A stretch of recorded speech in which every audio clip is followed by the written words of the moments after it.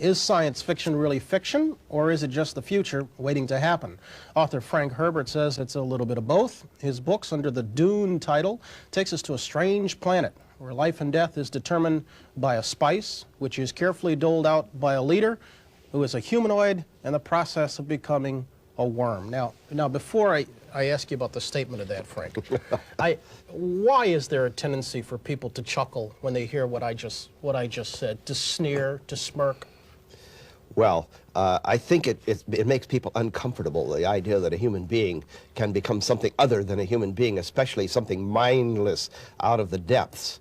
I'm very heavily imbued with Jungian psychology, so I think that we do have a sense of the mindless animal in the depths of all of us. But science fiction, when people say science fiction, they automatically go, ah.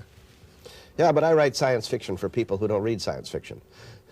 And people who read science fiction also. But you were just telling me that you were going after that general readership. Oh, yes. But you were frankly a little bit surprised when it went over as big as it did. Why?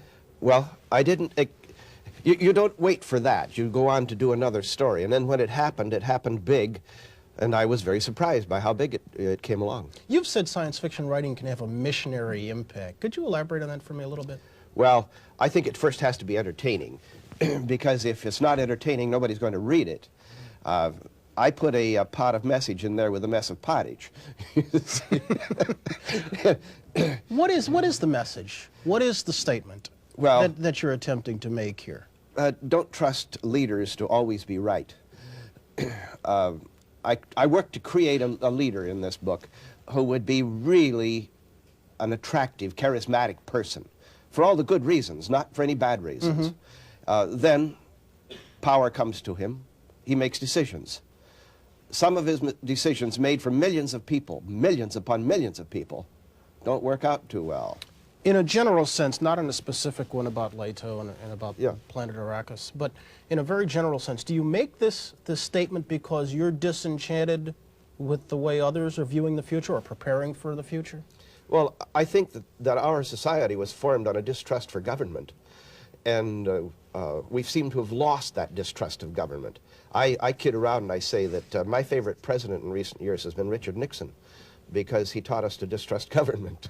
What is it, that government is a shared illusion, and when the myth dies, oh, yes. the government disappears? That's right.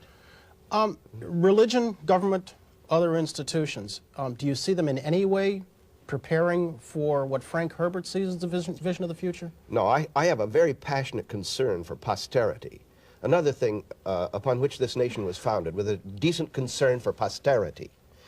And unfortunately, posterity doesn't vote.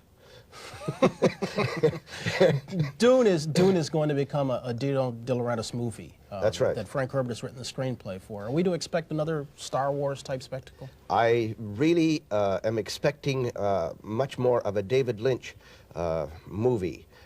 David has really written the screenplay. I hope he's using a lot of the stuff that I gave him, but I haven't seen the screenplay. It'll be ready next Friday. We are expecting the movie in a year, at the end of '83. How many more Dunes to come? At least one more. Good enough. Frank Herbert, thank you. Thank you, Brian.